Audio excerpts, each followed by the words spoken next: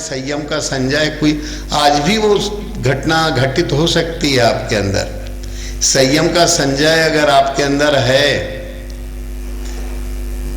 अगर आपके अंदर संयम का संजय है तो निश्चित रूप से वो पूरा घटनाक्रम आपके अनुभव में आएगा। संयम का संजय नहीं है तो अज्ञान का धृतराष्ट्र फिर कैसे बदलेगा? अज्ञान जिसकी आंखें नहीं है, ऐसे धृतराष्ट्र को संयम के संजय के द्वारा, जो संयमी है उसी को व्यास की माने व्यापक दृष्टि मिलती है। व्यास माने ये समास, दोनों हाथ जोड़ लिए नमस्कार की मुद्रा में, माने त्वदीय वस्तु गोविंदम तुभ्यमेव समर्पित, आपकी वस्तु प्रभु आप ही को समर्पित है, ये समास है। फिर वो समर्पण की क्रिया कैसे आवे, उसका क्या स्वरूप है, ये जो उसका पूर्ण क्रम है, उस क्रम को समझने की जो शैली है वो व्यास शैली है, विस्तार। तो उसको व्यापक रूप में ये अनुभूति कराने के लिए पूरे साधना क्रम का अक्ष अ से लेके क्ष तक का पूरा अक्ष ज्ञान कराने का जो है ढंग, कि कैसे ये होती है घटनाक्रम। तो संजय जो है संयम है, और अगर आपके अंदर संयम है, संयम ने अपने आत्मचिंतन के लिए समय आपके पास है, तो संयम का संजय जो है अंधे धृतराष्ट्र को वो सब घटनाक्रम बता रहा है, और वही निश्चय करा देता है कि यत्र योगेश्वरो कृष्ण यत्र पार्थ धनुर्धर तत्र श्रीर विजयोर भूतिर ध्रुवा नीतिर मतिर मम। युद्ध तो आपके अंदर का ही है। गीता का पूरा युद्ध, जही शत्रु महाबाहो काम रूपम दुरासदम, 8वें अध्याय में कहा गया कि तो तुम काम रूपी इच्छा रूपी शत्रु को मारो। जही शत्रु महाबाहो, इसको शासन में लाना बड़ा कठिन है, इससे युद्ध करना बड़ा कठिन है, पर अब हमारा आदेश है तो तुम्हें तो करना ही पड़ेगा। फिर उसका ढंग भी बताया 8वें अध्याय में, तस्मात् सर्वेषु कालेषु मामनुस्मर युध्यत्स मय्यर्पित मनोबुद्धिर मामे वैश्यस्य संशय।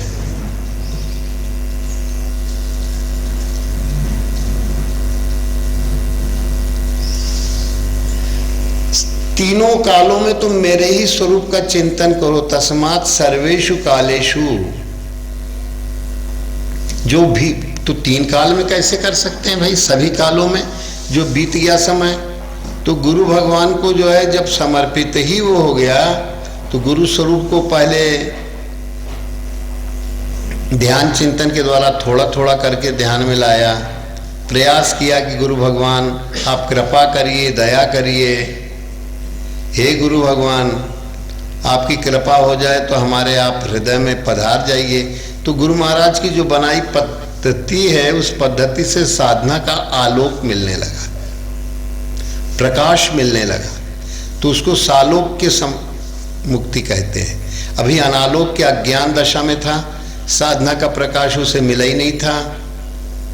तो जब प्रकाश मिला, साधना का आलोक की कैसे साधना की जाए, क्या विधि है, तो पूरा गीता जो है ये इसी के ऊपर है, संयम के ऊपर है, त्याग के ऊपर है। एक महात्मा गीता को कहा करते थे कि गीता गीता गीता जल्दी जल्दी कहते जाओ तो त्यागी त्यागी त्यागी त्यागी। देखो गीता गीता गीता गीता गीता गीता गीता गीता करोगे तो जल्दी क्या निकलेगा? त्यागी त्यागी त्यागी त्यागी त्यागी त्यागी त्यागी त्यागी। तो बड़े सरल भाषा में वो महात्मा जी कहें अगर पूरी गीता समझना है तो त्याग ही त्याग निकलता है, त्यागी त्यागी त्यागी त्यागी त्यागी त्यागी त्यागी त्यागी, गीता गीता गीता गीता गीता गीता अपने आप निकलता है। कोई किसी तरह का आडंबर नहीं है, बनावा नहीं है। तो ये त्याग वृत्ति, किसका त्याग करना है भाई? फिर प्रश्न आएगा। त्याग का कोई घर छोड़ दे, द्वार छोड़ दे, और अभी उसके अंदर साधना का क्रम भी प्रकाशित नहीं हुआ, घर में मोह माया भी, पर कहते हैं अब तो भैया बड़ा दुख है, दुख के मारे वो छोड़ना चाहता है। दुख रूप नहीं जान रहा है, दुख रूप जान जाए तो काम ही बन जाए। मृग तृष्णा, मृग मरीचिका, ये शब्द जो चलते हैं, तो मृग जो है, मृग तृष्णा मैंने अपनी उसकी प्यास बुझाने के लिए, पानी है नहीं, उस जगह पानी की अनुभूति करता है। संसार रूपी सूर्य की प्रचंड किरणें पड़ रही हैं, ते संसार प्रचंड घोर किरणैर दह्यन्ति नो मानवा, ते संसार प्रचंड घोर किरणैर। तो पतंग माने सूर्य, संसार रूपी सूर्य की प्रचंड किरणों के कारण जहाँ कुछ नहीं है वहाँ पर पानी की सुख की अनुभूति करने का विचार करता है। तो ये गीता का प्रारंभ, एक जगह बड़ा अच्छा श्लोक मिला था स्तुति में। एक तो ये है कि गीता सुगीता कर्तव्या, कि मन्ने शास्त्र विस्तरई, या स्वयं पद्मनाभस्य पद्माभि निर्गता। भगवान के मुख कमल से निकला हुआ ये कृपा प्रसाद है। गीता ही सुगीता है, फिर किसी शास्त्र की आवश्यकता नहीं है। अकेले गीता ही पर्याप्त है, किसी अन्य शास्त्र की श्रवण की आवश्यकता नहीं है। गीता सुगीता, यही कर्तव्य में इस गीत को सुनने लायक है, यही कर्तव्य है तुम्हारा। गीता सुगीता कर्तव्या, कि मैं अन्य शास्त्रों के विस्तार में जाने की जरूरत नहीं, क्योंकि गीता बहुत छोटे में शास्त्र बता देती है। कि अपने आराध्य को, अपने गुरु सत्ता को कृष्ण कहते हैं कि तुम जो है तीनों कालों में मेरा स्मरण करो, 8वें अध्याय में। तो जैसे आपको बताया कि एक सबसे बड़ा ब्रह्म की युद्ध क्षेत्र में ये गीता कही गई, युद्ध भूमि में।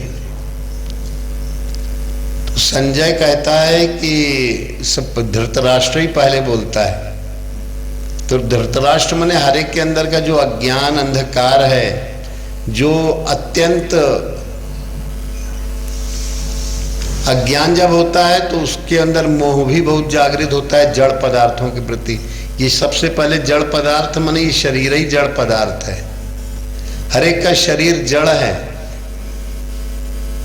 स्थूल शरीर, सूक्ष्म शरीर, कारण शरीर इसमें है।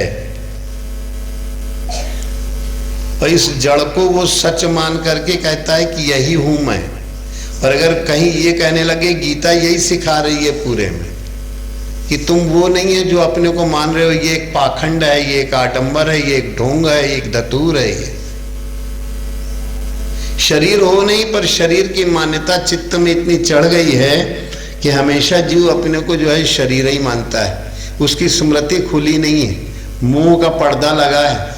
तो मोह के पर्दे के कारण मैं और मोर तोरते माया जही वश कीने जीव निकाया, यही मोह है कि मैं ये हूं, शरीर हूं मैं, मन हूं मैं, बुद्धि हूं मैं। तो ये ध्यान करते करते ये सब उड़ जाता है। अखंड मंडलाकार वृत्ति जो अभी अब एक शुरुआत में गुरु महाराज के चरणों में वाणी का पुष्प निवेदन किया था कि गुरु भगवान कैसे अखंड मंडलाकार, जहां तक तुम्हारी अनुभव दृष्टि जाए वहां तक गुरु भगवान के अतिरिक्त कुछ नहीं है। उन्हीं से ये हुआ था, उन्हीं से पालित है, और उन्हीं में ये लय को प्राप्त होके, और जब ध्यान की अखंड मंडलाकार वृत्ति बनती है तो कहीं कुछ नहीं बचता है। ये लोक व्यवहार तो बहुत द्वन्नी में किया जाता है। 14 आने तो 14 भुवनों के अधिपति जो भगवान है, गुरु भगवान है, उनके प्रति अर्पित हो जाता है। द्वन्नी में दुनिया का काम चलता है। अगर वो अनुभूति जैसे सब लोगों को लग रहा होगा कि मन एकदम शांत है, तो ये अखंड मंडलाकार वृत्ति गुरु भगवान का स्वरूप जो हृदय में थोड़ा सा एक सेकंड को पहले रुका, फिर मिनट भर को रुका, फिर और रुका, फिर और रुका, फिर सवेरे उठने से लेके सोने तक और सोने से लेके उठने तक की वृत्ति बन जाती है। ये दिन रात एक हो जाता है। तो कहने लगे भाई स्मरण कैसे करो, इसकी करने की प्रक्रिया क्या है, गुरु भगवान का नक्षिक चिंतन। तो उन्होंने खैर अभी शुरू में ले रहे हैं। तो वो कहते हैं अंधा धृतराष्ट्र कहता है भाई एक चीज बताओ, मेरा लड़का जो है मोह रूपी दुर्योधन है, सुयोधन भी कहते हैं, दुर्योधन भी कहते हैं, माने जिससे युद्ध करना मोह से बड़ा कठिन है। किसी का लड़का अनुचित कर रहा है तो मोह के कारण वो माता पिता या कोई भी स्वजन होंगे उससे बोल नहीं सकते, कहे भैया अपन ही तो आए, और दूसरे ने एक गाली दे दी तो उसकी रिपोर्ट कर देंगे, और लड़का जो है चाहे उसको शाप गाली भी दे रहा होगा, मार भी रहा होगा, कुछ भी कर रहा होगा। कई जगह भी एक इन्हीं टपरियों में एक माँ जो है वो कहने लगी उसको वृद्धावस्था पेंशन मिलती है, वो भी लड़का हड़प लेते हैं, गाली गलौज अलग करते हैं। तो कहीं जाओ उसकी रिपोर्ट कराओ, कहे अरे अपन ही तो मोड़ा है, ऐसे कैसे हो सकता है अपने मोड़ा को कछु न जाए। बहुत एकदम दयार्द्र करुणार्द्र। ये मोह का उल्लंघन करना सबके बस का नहीं है, पर गीता यही सिखाती है कि उस मोह को कैसे तोड़ो, क्योंकि तुम जो हो नहीं वो अपने को मान बैठे हो। वो बड़े सरल भाषा में कहे कि महाराज मोड़ा अपन हुआ है, कछु से होगा तो हमें बड़ो दुख हो, जबकि वो उसको मार रहा है, पीट रहा है, गाली दे रहा है, उसका पूरा पैसा छुड़ा ले रहा है, और वो अपनी जीविका कैसे चला रही है, वो लकड़ी वकड़ी जंगल से ले जाके बेच के वो यही वो बेच के चला रही, उसको वृद्धावस्था पेंशन। माने एक जगह का हाल नहीं है, पता लगा कि सब जगह यही चल रहा है। और माँ की ममता जो है उसको मोह को वो नहीं कर पा रही है, वो कष्ट सहने को तैयार है, कहीं मर जाएंगे, पर कहीं अपनों हाँ हृदय है, कलेजा है, तो ये उसको और ज्यादा उसकी बुद्धि को खराब करता है। जैसे छोटे बच्चे होते हैं रोने को हथियार बना लेते हैं, और अगर उनकी कोई बात पूरी ना हुई तो रोने लग गए, और रोने को हथियार मत बनने दो, उसको रोता है तो रोने दो, थोड़ी देर में सो जाएगा। उसकी जिद्द पूरी मत करो, जब समय आवे वो अनावश्यक ऐसी जिद्दें बढ़ती जाएंगी और वो बहुत भारी दुखदाई हो जाएगा।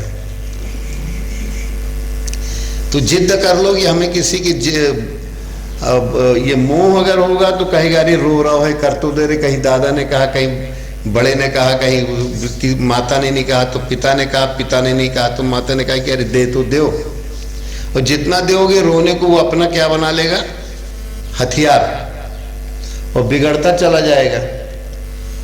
तो ये बहुत सी सूक्ष्म बातें हैं, इन बातों को अगर अच्छी तरह से हृदयगम में करो तो अपने घर को अच्छी तरह से चला सकते हो। हमेशा जानो ये सपने का संसार है, और सदा अपने गुरु भगवान से जुड़े रहो। तो उसी की व्युक्ति में कहते हैं, पहला श्लोक है, धर्म क्षेत्रे कुरुक्षेत्रे समवेता युयोत्सव। माम का तो कहे मेरा और वो पांडवों की सेना, ये क्या हो रहा है इसके बारे में बताओ। तो धर्म क्षेत्रे कुरुक्षेत्रे समवेता युयोत्सव माम का पांडवाश्चैव किम कुर्वत। हे संजय संयम करते हो तुम, बताओ तो क्या हो रहा है। धर्म क्षेत्र माने जिसके द्वारा उस परमात्मा की धारणा की जाए, जिस धारण किया जाए वही धर्म है। तो एक तो धर्म क्षेत्र है, जो कुछ भी उसके शरीर के द्वारा मन के द्वारा क्रियाएं होती हैं, त्वदीय वस्तु गोविंदम तुभ्यमेव समर्पित, ये धर्म क्षेत्र है। जो भी दिन भर का कार्य होगा गुरु भगवान के दरबार में हाजिरी लगावे, शुरू में बाद में भी एक क्रम ही बन जाएगा। कि जो कुछ भी शरीर से मन से घटित हुआ गुरु भगवान वो आपके चरणों में समर्पित है। आप उन समस्त कर्मों के दृष्टा साक्षी बन के उन कर्मों को अकर्म कर दीजिए। और अगर गुरु भगवान से अपनी ये धर्म क्षेत्र की दृष्टि है और कुरुक्षेत्र की कुरु कर्मैव, तो ये कुरु का मतलब होता है कि कार्यकरण कर्तृत्व हेतु प्रकृति रुच्यते। तो ये कार्य होने में कोई भी कार्य हो रहा है उसमें ये मन और इंद्रियों के करण है, 14 करण है, अंतःकरण चतुष्टय और बहिकरण चतुष्टय, माने 10 इंद्रियां, 5 ज्ञानेन्द्रियां, 5 कर्मेंद्रियां, हगने मूतने के द्वार, पैदल पैर से चलने का और वाणी सा का और हाथ, ऐसे 5 जो है कर्मेंद्रियां हैं और 5 ज्ञानेन्द्रियां हैं जिनके द्वारा बाहरी जगत का स्पर्श बोध होता है और उसके कारण कर्मेंद्रियों में प्रतिक्रिया होती है कुछ करने की। कान सुनते हैं कि कुछ ध्वनि आई तो पैर चल देते हैं, आंखें देखना चाहती हैं कहाँ क्या हुआ, कुछ आवाज आई, देख के फिर उसका स्पर्श करने का मन होता है हाथों से या किसी भी उससे। स्पर्श हुआ, कहें भाई स्पर्श तो हुआ, बड़ा कड़ा कड़ा लग रहा है, चल थोड़ा सूंघ के तो देखें क्या चीज है ये। सूंघने में आया कि नहीं, बड़ा स्वाद, तो बड़ा सुगंध आ रही है, दुर्गंध आ रही है, कुछ हुई तो इसका रस ही लेके देखा जाए। तो एक ही पदार्थ को तो पैर चले, हाथों ने उठाया, वाणी के द्वारा कहा आहा बड़ी सुंदर सुगंध है, बड़ा सुंदर स्वाद है। कहीं बेल का पेड़ कैथे का बड़ा कड़ा कड़ा दिखा, आवाज पट्ट से गिरने के वो आई तो पैर चल दी, कहीं क्या उधर से कुछ आवाज आई थी, देखे तो कैथा गिरा था या बेल गिरा था या कोई ऐसी चीज थी। तो उसका ये 10 इंद्रियों का उपयोग हो जाता है और मन उसके पीछे रहता है। बुद्धि निश्चय करती है ऐसी आवाज आने पे ऐसा होना चाहिए पूर्व की स्मृति के अनुसार।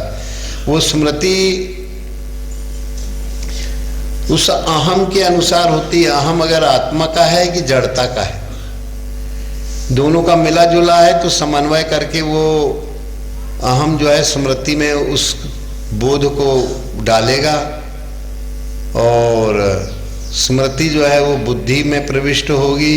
बुद्धि पूर्व के निश्चय के अनुसार, पूर्व की स्मृति के अनुसार मन को संदेश देगी, मन वैसा संकल्प। ये इतनी तेजी से हो जाता है कि बताने में देर हो सकती है पर उसमें नहीं होता है। समझ में आ रहा है थोड़ा थोड़ा? हाँ, तो धर्म क्षेत्र का मतलब है कि जिसमें भगवान को धर के और हर कार्य का साक्षी बनाना। जो भी तुमसे काम पार लग रहा है, हाथ से, पैर से, दिमाग से, ये मत कहो कि मैंने किया, मैं करूंगा, तो ये फिर कुरुक्षेत्र हो गया। क्या हो गया? कुरुक्षेत्र। तो धर्म क्षेत्र कुरुक्षेत्र में बहुत बारीक अंतर है। जब शरीर का अभिमानी होता है तो क्या मैं ऐसा चला, मैंने ऐसा आइडिया लगाया, ये प्रकृति क्षेत्र का कुरुक्षेत्र है। माने अहंकार विमूढ़ात्मा कर्ता मिति मन्यते। अहंकार के कारण ये समस्त जीव अपने को मान लेते हैं मैं करता हूँ, मैंने किया, मैंने ये सब बनाया। बहुत से आते हैं लोग तो कहते हैं कि हमने ये सब बनाया और ये लोग जो है क्या कर रहे हैं, कैसा हो रहा है, देख के बड़ा दुख होता है। ये हम ही ने बनाया। ये कहो हमने क्या बनाया, निमित्त आए रहे, तब तो धर्म क्षेत्र में आ जाओगे। थोड़ा उल्टा पलटी अगर अहम जड़ता का है तो और प्रचंड अहंकार होता है, मैंने बड़ी मेहनत की उसके बाद भी ये परिणाम आया। कर्मफल के प्रति इतनी आसक्ति पहले से बना लेते हैं कि कर्म करना तो होता ही है पर उसके कर्मफल की ऐसा करके ऐसा होना चाहिए था, ऐसा क्यों होगा। भगवान के ऊपर डाल दो कि भगवान खेत में बीज बो दिया, अब इसके लिए ढरोए वरोए और जो जो खाद वाद देना होगा देंगे, पर भगवान फल तो आप ही को देना की इच्छा हो तो दो, जो अच्छा देना हो अच्छा दो, बुरा अब ये क्रम है घर गृहस्थी का, जैसे चलना हो चले, आप तो चलाएंगे ही, आपको सबकी सुध है। ये क्या हुई दृष्टि धर्म क्षेत्र की। ये धर्म की दृष्टि हुई।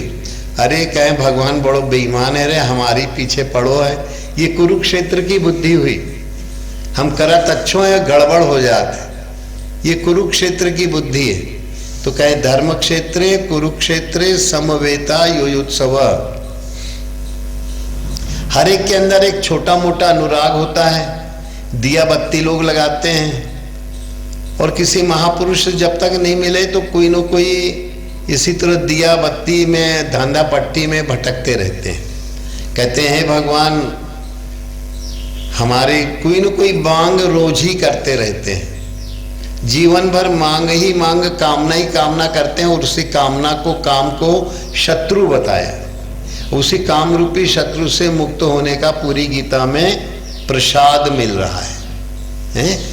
तो इसी प्रसाद को अगर पाना है तो धर्म क्षेत्र वाले हो जाओ, और धर्म क्षेत्र के लिए होने के लिए फिर उसको कुरुक्षेत्र धर्म क्षेत्र, तो दैवी संपद आसुरी संपद के रूप में उसी का वर्णन हुआ। कहीं उसका जो है क्षेत्र क्षेत्रज्ञ के रूप में हुआ,